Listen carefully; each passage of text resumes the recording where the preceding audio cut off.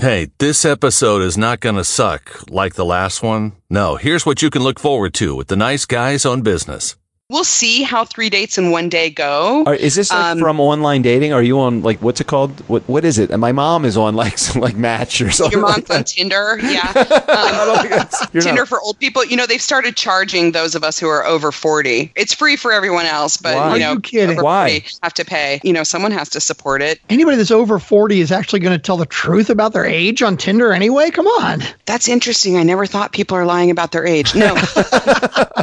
I asked him, why are you crying? And he said, oh my God, I just miss my wife so much. Oh my God. Wait, there's more. So I stopped him and I said, oh, well, wow. Okay, I guess too soon. Remind me again, when did she die? So the answer is 30 days. What? I know, right? 30 days. And then I said, okay, remind me again what she died of. Okay, do you guys want to guess what she died of maybe? A gunshot wound from him? Close. It was an aneurysm. She died of a brain aneurysm 30 days ago. He was going out with me. We'd gone out on enough dates that it was time for us to get hot and heavy. Wait, hold on a second.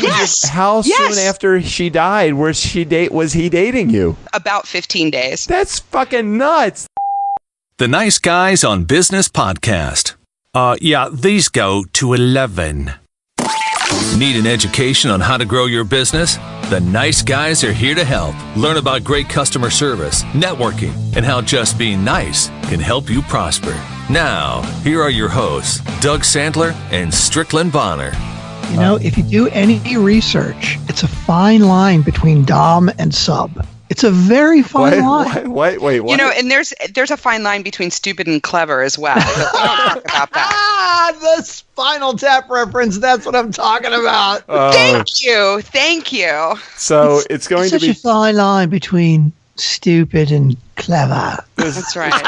It's going to be 2 against 1 on this show. I see how this is going to be. Strick, you haven't made a movie reference in quite many episodes. It's time. Oh my God, you're right. It's been at least 10 or 15 episodes since I've made a movie reference. Have we started the show yet? Or are you going to go ahead and hit record? Or what the fuck are you doing? Deb has already won my heart by making a Spinal Tap reference. All right. Well, we can Okay. start whenever you are ready, Strickland. Okay. Ladies and gentlemen, welcome back. It is time for the Nice Guys on Business. My name is Strickland Bonner. On the other side of the microphone, Mr. Doug Sandler. And today, even though it is not an interview day of Monday, Wednesday, or Friday, today we have a very special guest. Ladies and gentlemen, can you welcome Deb Gabor? That sounded just like Oprah. I loved it. So I hope I don't look like Oprah, but I'd like to make the money she makes. Nice Guy community, just so you have some level of reference. Deb was getting all pissy because we invited her on the show, and she's like, I've never gotten a fucking interview and an introduction like Oprah. We're like, this isn't the fucking Oprah Winfrey show, Deb. So, Deb, welcome to the show. Miss Branding and Sex, get your customers laid and sell the hell out of almost anything. We couldn't believe that somebody could actually have the audacity to come up with a title of a book that way and not think that was going to sell a lot of books just because you use the word sex in the title. So we wanted you to come on the show and really explain yourself. What the fuck were you talking about? Well, I was talking about how branding is just like sex, and the key to all branding and really all marketing and all selling is about getting your customer laid. Is it not? She got all serious. Strick, where she got not serious at all. In fact, I remember specifically, by the way, for those of you who missed it, episode 291 was the episode where Doug interviewed Deb Gabor, and what we used for the intro was something along the lines of, if I remember correctly, selling cars. It's all about getting your customer laid and being, selling law. Shit, I can't remember. That's all right. She'll tell you. She said it a million times. Deb, what you remember what you said, didn't you? I don't remember exactly what I said, but I can say other pithy, entertaining things if you'd like me to. No, that's all right. Selling lawnmowers gets people laid. Selling refrigerators gets people laid. Selling servers and workstations can get people laid. That's the whole theory behind that book. But that's not what we're talking about today, right? That is not what we're talking about today, although I'm sure it will roll back around to that. If Strickland is Oprah and Deb is Deb, of course, because it just introduced that way, am I Gayle or am I Stedman? Which one can I be? which Stedman one? is live with Kelly and Regis, right? Oh, wait a minute. Wait, what is what's Isn't it Michael Stedman? Isn't he the producer of Live? Yeah. No. He's talking about Stedman, the boyfriend, the longtime Oh, boyfriend, the not longtime boyfriend of Oprah. Yeah. So which one has their head further up Oprah's ass? Probably, That's who you would be. I think Gayle. I think Gayle has her ass. Who is Gayle, though? What the fuck her do you best mean friend. Who is Gayle? It's her best friend. I don't watch Oprah. Have you been under a rock for the last 25 years? You don't know who Gayle is? Apparently, I mean, Doug, you don't even have a TV, and you know who Gayle is. I know who Gayle is because I know who Dr. Oz is, and I know who Dr. Phil is, and you know that because anybody that knows anything about Oprah knows that Gayle is her best friend, and Harpo is the name of her company, and Stedman is her boyfriend. I think it's Stedman, isn't it? You know, you're right, Stedman. You're right. You're exactly right. I don't know who I'm thinking of, the producer of Live. It's Michael something that starts. I don't know. It doesn't matter. No, you're right though. There is a guy that's behind the scenes with Regis and it used to be Regis and Kathy Lee, then into the Regis and Kelly show, and then Kelly took over with some really big dude. Is that right? Oh yeah, the football player. What's his name with the gap tooth? The Giants guy, Michael Strahan. For a guy that doesn't watch television, I know a lot about TV, don't I? Oh, you do, yeah. What do you? Well, I have a day job, so I don't watch a lot of daytime TV. Yeah, Deb. Sorry. I know. So, Deb, we didn't spend any time talking about your day job or any of the stuff that you do, but I understand that you're bringing to the table a couple of stories that we probably need to share with our nice guy community. Is that true? Yeah, we can share those with the nice guy community. I can tell you a little bit about what I did yesterday, and maybe there are some nuggets of goodness in there for the nice guy community or for you guys personally. Or we can talk about... Yes. Don't work too hard to try to work the nuggets in, because on the Tuesday and Thursday shows, if we don't get to business at all, we don't give a shit. It just doesn't matter. Okay. All right. So it's not all nuggets all the time. I am a person who is like all about delivering the nuggets. No. Wait. Say that again. I said I am a person who's all about delivering the nuggets. Find the innuendo in that, guys. Hey, I'm a little concerned because today is what is the air date of this show, Strike? It is hold on a second. You made me look at the calendar. Hold on. I don't know. Look at the calendar. The day we're recording it is actually Trump's inauguration, but let's not get off on that tangent. Deb has stories to tell. We won't. So today is the 24th, Tuesday the 24th. If it's a Tuesday, it's Tuesday the 24th. This show is coming just before the official launch of the C-Suite Network, and the Nice Guys on Business podcast are catapulted into the end zone of the next phase of our business, which is propelling us into the next century. So this is actually the show that we really need to be as much of a shit show as we can possibly today, because we might have to tighten it up after the 1st of February. I'm just afraid. You know, anyway. You keep saying that. I think we're going to talk about that on Thursday, but right now I want to hear Deb's story. Okay, Deb, you're on. Make it a shit show. I'm actually a little bit confused about what Doug was talking about, because he just strung together a whole bunch of business cliches and a bunch of verbs and adjectives and adverbs that didn't make any sense. So what the actual fuck were you talking about? I have no idea. Don't worry about it. Just tell your story, Deb. Oh, okay. What the actual fuck were you talking about? I love using the word fuck as a noun, as a verb, as an adverb, as an adjective. It's so flexible. It is. I think I talked about that with Doug before. Did that make that on the previous show? Did it? You did a little bit. I love it. Did you? Yeah. Did it make it like? As in, would it have been edited out? Are you kidding? Oh hell no! I don't edit anything out. Is it on the floor? I know that the word fuckery made it into the episode, and that was like a singular goal of the entire episode. Like, who cares what I had to say about my book or branding or business or anything like that? Just as long as I was able to use the word fuckery, which I've now integrated just into my day-to-day speech. So thank you for giving me something new for my speech patterns, and fuckery is going to make it. We're going to make it a thing. I heard something a couple of weeks ago. Somebody said, I believe that he gave no fucks. I had never heard that. Yeah. That's kind of tired. Fuckery I like. I mean, that's kind of as much as fuck has been used in so many different ways, fuckery is kind of original still, and that actually made it into the show notes. Anna put fuckery in the show notes. I did not see that. I did get that word. In case anybody was wondering where the reference came from, I did get it from an Amy Winehouse song. So I wasn't really sure if you knew where that came from. For me, I'm sure Amy Winehouse didn't invent the word, but okay. Anyway, I've been known to say things like, I have 0 fucks left to give. That's it. A famous saying around my workplace is "Oh, for fuck's sake," but it's one word, and it's spelled OFERFUXAKE. Oh, for fuck's sake. Okay. And everybody says it, and everybody knows it. I actually had to add it to the lexicon on my iPhone in autocorrect so that it wouldn't try to change it into something else. Oh, how do you? I love wait that. a minute. How do you do that?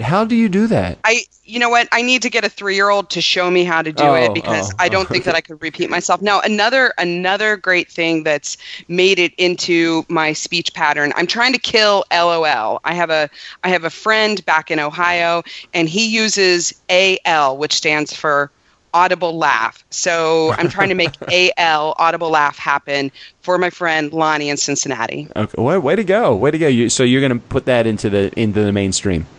Yes, and I've already put unfuck into the mainstream. Unfuck. There's another good one. I like it.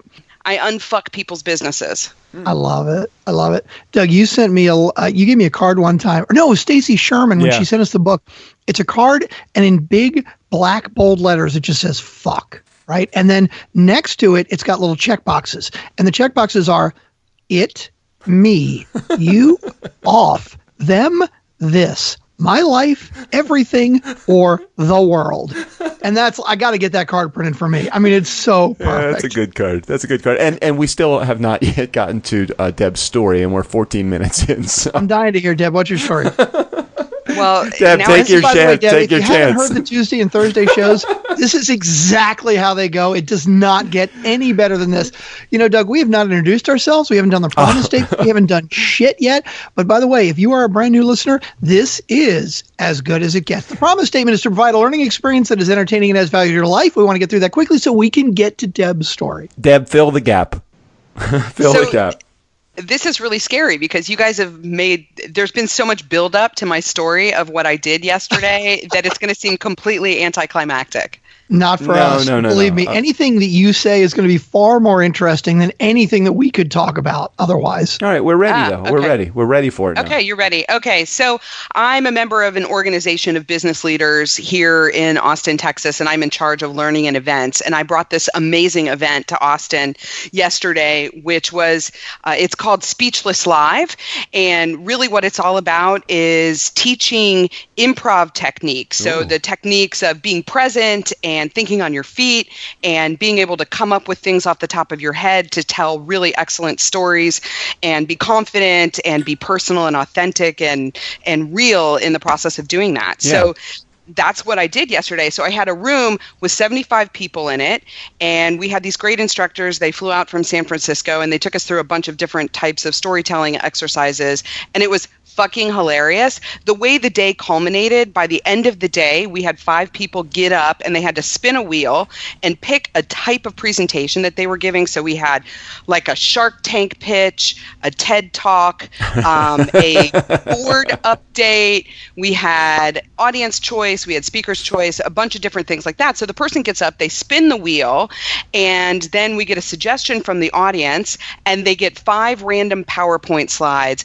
that could be anything. Oh, no. Oh, God, that's hilarious. This sounds good already. It is hilarious. It's amazing. So these people get up. And so, for instance, the woman who got up and who spun the wheel and pulled TED Talk gave the most perfect and hilarious TED Talk that was about, I believe it was like fingers and cats was the topic. And she did it like all the way down to, it was the perfect TED Talk. It totally fit the TED construct. She had slides. There was a picture of a baby with a beard on it. I think there was a slide that had like a graph, and it was like a disconnected Venn diagram. And on one side of the diagram, the one circle said, times when I'm happy. On the other side, the other circle said, when I'm not wearing pants. She had to weave those things into a cohesive story, and I am telling you, she completely nailed it. The guy who did the Shark Tank pitch, I think that he was pitching an energy drink that you could consume intravenously, and I think it made your penis spontaneously rise. I mean, like all this kind of stuff. But, aside from being fun and hilarious and really embarrassing for the people who were participating in the show at the end, they actually learned some vital skills that are going to help them in their businesses. So that's what I did yesterday. That's a crazy great. What a great thing. Like that's the kind of team building company like that I want to work for. It's awesome. I bring experiences like this to my clients. We have many times hired an improv director or an improv actor or a set of actors to come and teach our clients how to tell really great stories, because it's not enough to just have a brand and have products. You actually have to articulate that in the marketplace in a way that bonds with people emotionally and makes them feel like they want to get laid, right? So you got to weave the book thing back in there. Yeah. But we do that. And then we've also done things. We did something for a big client, a big computer manufacturer with headquarters here in Austin, Texas, where they were doing their big show where they roll out all their new products and solutions and services for the year. We hired a roaming troupe of improv actors, and we taught them all about these different solutions that the company was offering, and they wandered around the trade show floor, and then they had one of those big spinning wheels with them, and they would get people who were just wandering around, customers and partners and things like that were running around in the convention. They get them to spin the wheel, and then based on whatever they spun, they would spontaneously do some kind of crazy improv activity that was designed to reinforce the messages that they were trying to get across about the products and the services. It was really, really cool, totally differentiated, singular experience, very memorable, and something better than just handing somebody a brochure or handing somebody a marketing slick or a business but Deb, did they have the little stress balls? Because those things, I'd love to get those at the trade shows. When you compare that, what you just described, to getting like an Apple iPhone extra battery that's personalized with a person's name on it or something like that, which one would you rather have? It's like, come on, the singular experience is by far the winner of that every time. Yeah, Doug, except that there's a problem because you can't replace the battery in an Apple phone. True that. Not that I'm digging on Apple like I do every goddamn episode, but I've got to get my dig in. What can I say? I've replaced my movie quotes with a dig on Apple. What do you have? What do you have? What kind of phone do you have? Samsung Galaxy S7. Can you actually take the battery out of that without it catching on fire? Okay, I got to admit, I had the S3 and the S5, and I could replace the battery in both of those. And you're right, I can't replace the battery in the S7. So you're right. I guess we've joined the lexicon of Apple, but I mean, they were doing it 10 years ago, right? I mean, come on. At least last year, I could change the battery in my phone.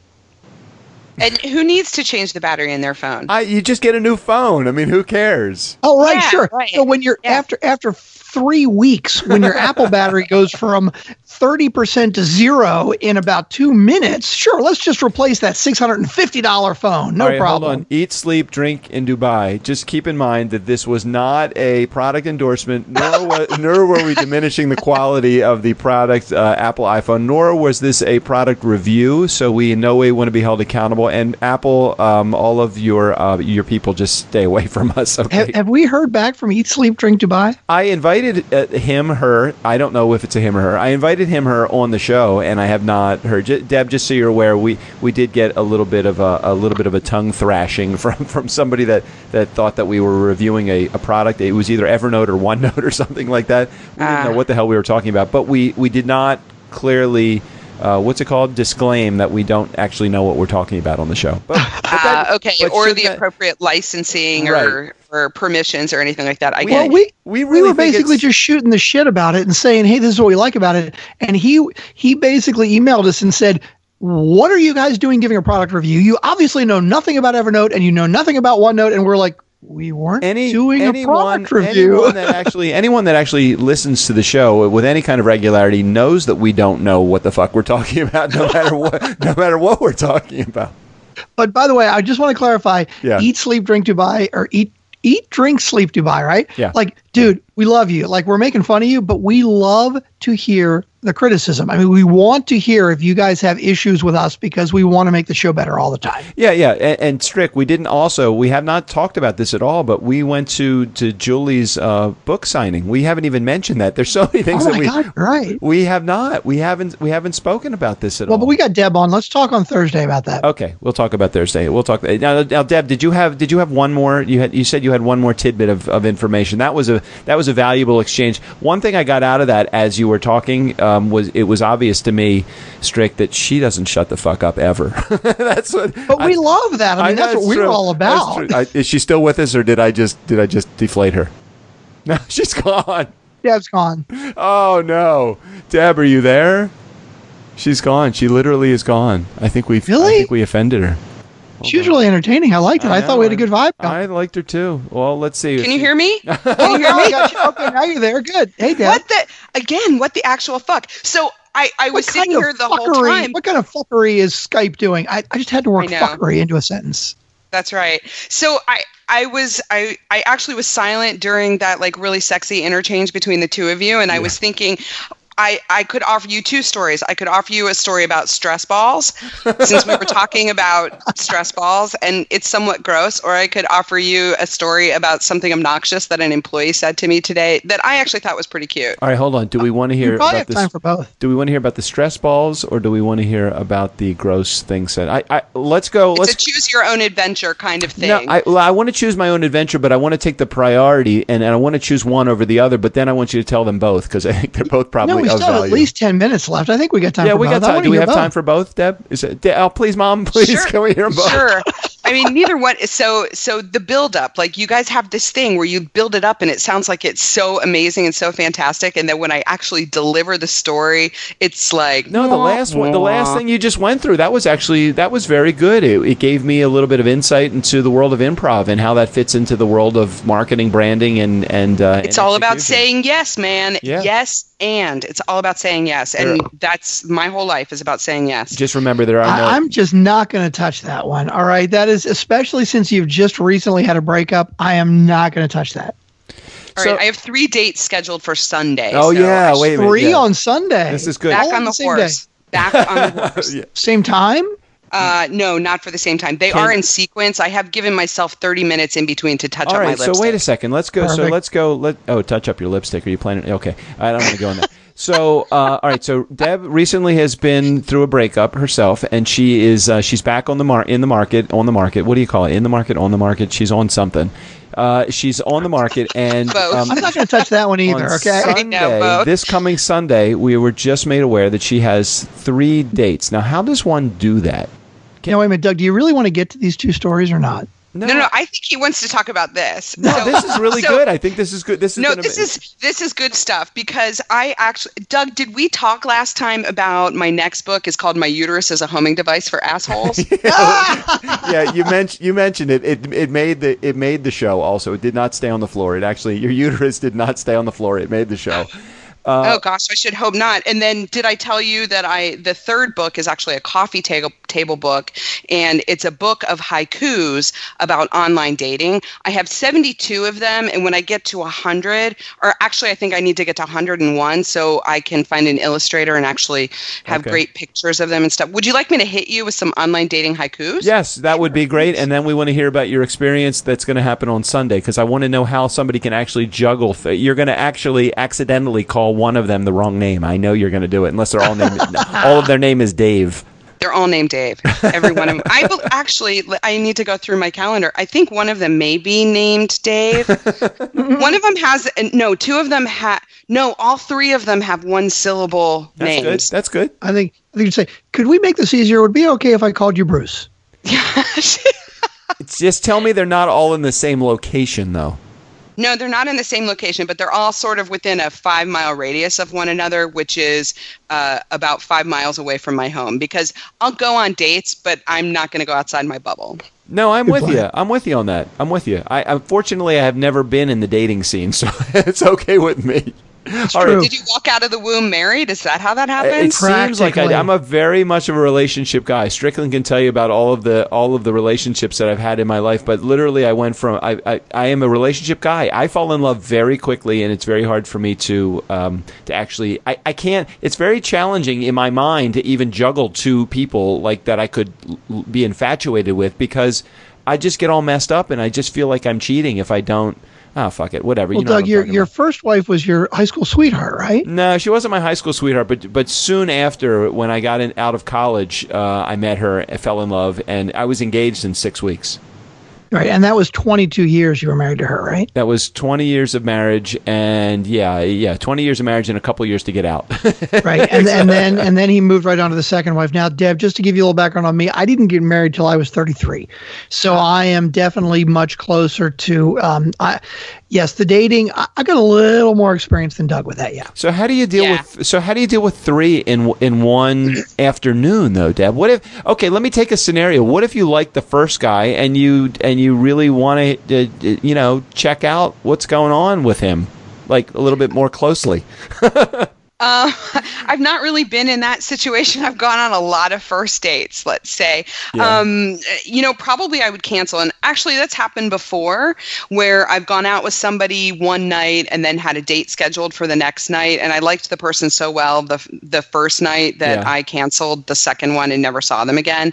It's an interesting phenomenon. I'm kind of new to it again, and it's sort of weird. Also, this week has been crazy ex-boyfriend week, where I had an ex from a couple of years ago reach out to me and tell me, all those things that I told you, they were not true. And I said, why are you telling me this now? So anyway, just, weird stuff like that. So we'll see how 3 dates in one day go. Is this from online dating? Are you on what's it called? What is it? And my mom is on like Match or something. Your mom's on Tinder? Yeah. I don't think it's Tinder. Tinder for old people. They've started charging those of us who are over 40 to use Tinder. It's free for everyone else, but Why? Are you kidding? Why? Have to pay. Why? Well, I someone has to support it. I think it's just not making any money. Well, so and the interesting thing about anybody that's over 40 is actually going to tell the truth about their age on Tinder anyway. Come on. Yeah. Wow. You know what? That's interesting. I never thought people are lying about their age. No, I don't use Tinder. I don't like the swiping thing. And also I'm not really looking for hookups. I'm actually I'm enjoying the journey, to be honest. Like I like the process of dating and meeting people. I'm a person who collects experiences and people, and I don't know if I'm a relationship person. Like, I've ruined a lot of relationships, so maybe I have no idea. But we'll see how 3 dates in one day go. I have a lunch date. And it's with a guy, and it's with a guy. Yeah, they're all with guys. Yeah. It's happening directly after church, so I have a feeling that church for you or church for them. Well, definitely church for them, not me. And I have a feeling that if they hear this podcast, they may not go out with me. So fortunately, we have we narrowcast. We very much narrowcast this, so the chances are good that they're not listening. Okay, good. All right. So date number 1 is with church guy. Date number 2 is with a guy that I met on an airplane on the way back from San Francisco earlier this week. Mm-hmm. Oh, that's cool. Yeah, that's good. So that's kind of cool. That's a really good place to meet people. If you like flight attendants and say pilots and business travelers. Okay. And then the third one is a guy who I actually did meet online. His name, coincidentally, is Doug. Oh, nice. And I find him very clever and interesting via text message. We'll see how that goes when we meet face to face. Sometimes what holds up electronically doesn't necessarily hold up in person. So have you had any conversation, like a voice-to-voice conversation with this guy yet? Not yet, but I think we're going to have one tomorrow, because I like to talk to them first to see if they come across a little bit like a flushing toilet. Then usually I end up having to organize my sock drawer or wash my hair, or oops, something suddenly came up. Like a continuation of your earlier date in the day. Yes. So let me ask this question. Deb, I want to. Oh, go ahead. I want to get a little serious just for a second, Deb, because I got to tell you again. I didn't get married till I was 33. Okay. I'm not I wouldn't consider myself like Casanova, like I'm the best looking guy, but I have no shame when it comes to like asking women out when I was single. They used to call me the strikeout king because I got shot down so much. And I would say I was a strikeout king because I got up to bat more than anybody. I didn't give a shit who said no. I figured the worst thing somebody could say no. And the reason for that is my philosophy of dating is you are not dating necessarily to find the person you want to spend the rest of your life with. Like people go, oh, I dated him for, I dated him for 6 months and it didn't work out. It was such a waste of time.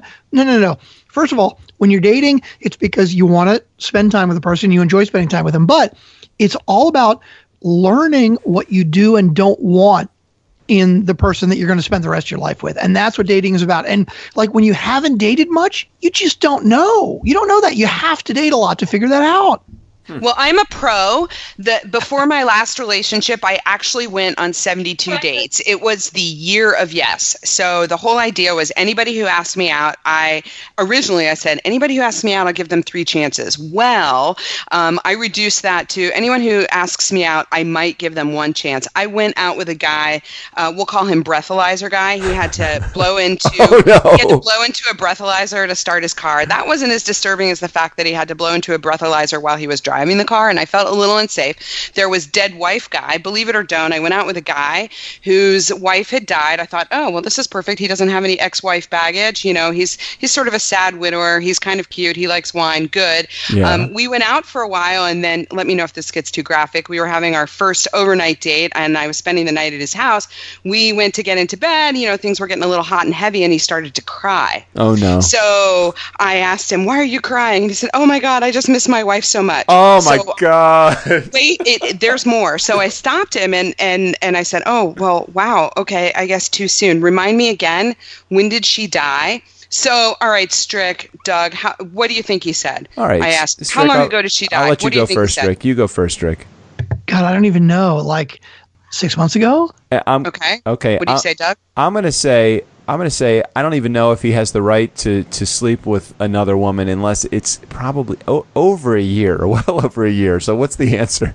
So the answer is 30 days. What?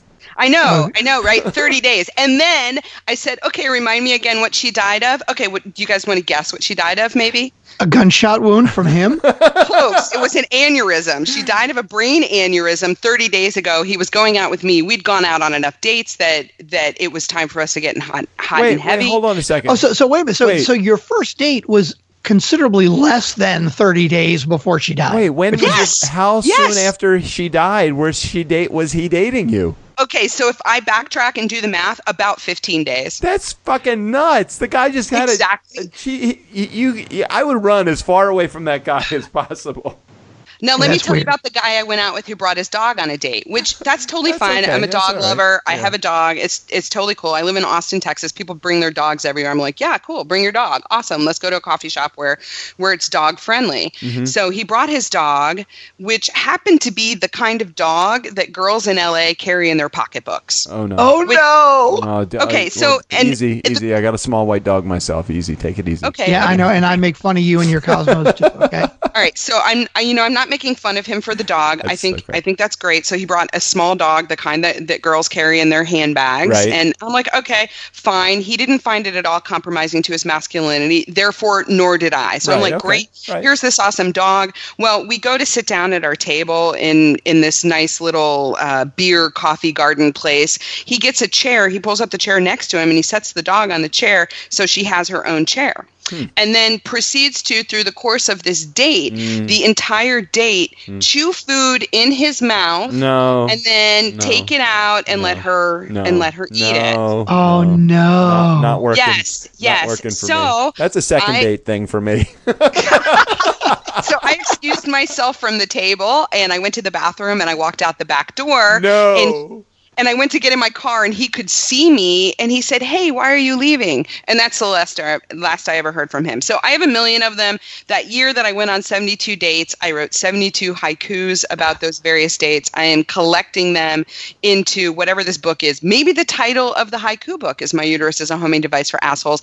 I need 7 or 8 more syllables and I can turn that phrase into an actual haiku. This was like a social experiment that you were running there. It was, and I'm still fucking single.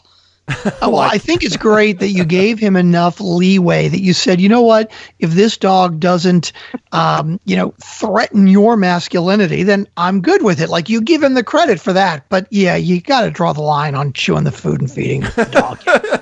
So I want to be clear on that, the chewing the food and feeding it to the dog. He did take it out of his mouth and do it with his hand. Yeah. He did not spit it into the dog's mouth like a mother bird with a baby bird. Thank goodness. But anyway, so I wonder what would have happened if he actually, you'd gone on a second or a third date, and that's how he started to treat you. He fed you his food. That would have been bad, I guess, right? Okay, Deb, I got to make a comment, and I want to make sure, I don't know you that well, so I want to make sure you don't take offense to this, but this is the greatest line from despair.com, talking about the title of your book, My Uterus is a Homing Device for Assholes. There is a despair.com poster with a chain, and there's one broken link in the middle. And it says, at some point you realize that the one common denominator in all of your dysfunctional relationships is you. Yeah. So I sometimes wonder about that. And I keep on pressing on. No, it's not like I'm some sad, poor, spinster woman or anything like that.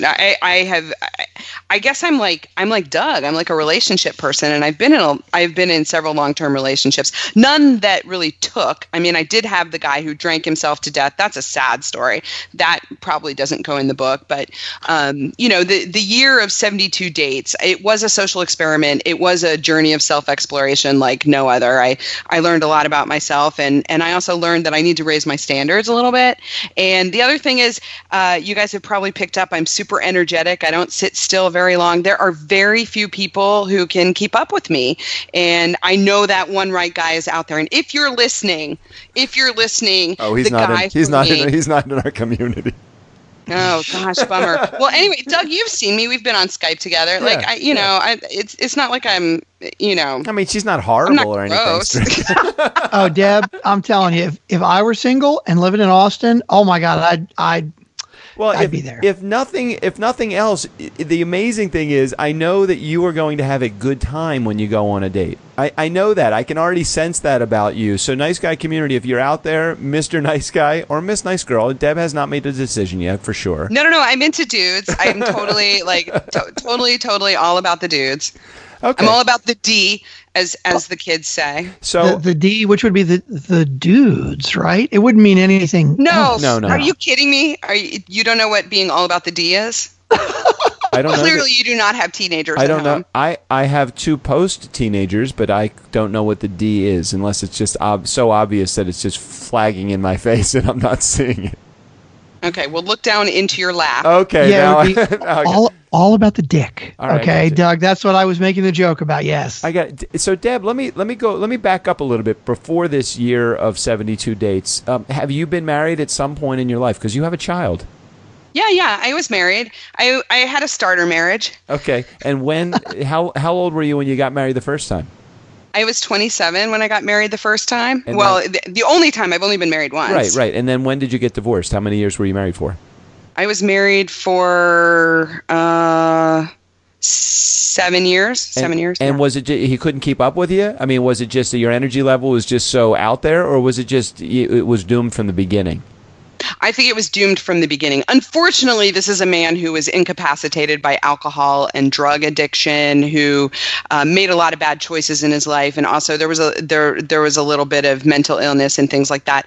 I also feel like he felt emasculated by me, which might have contributed to the drinking and drugging and things like that. But anyway, it wasn't meant to be. And I was a young person. My parents had a real stable relationship, and I had a good model for healthy adult relationships. And when I got married and things were starting to go downhill, I didn't know that I had an option to not be married. Right. I do believe that my 99-year-old grandmother, though, I got divorced in 2002. My 99-year-old grandmother, she might think that I'm still married. How is that man that you got there, Deb?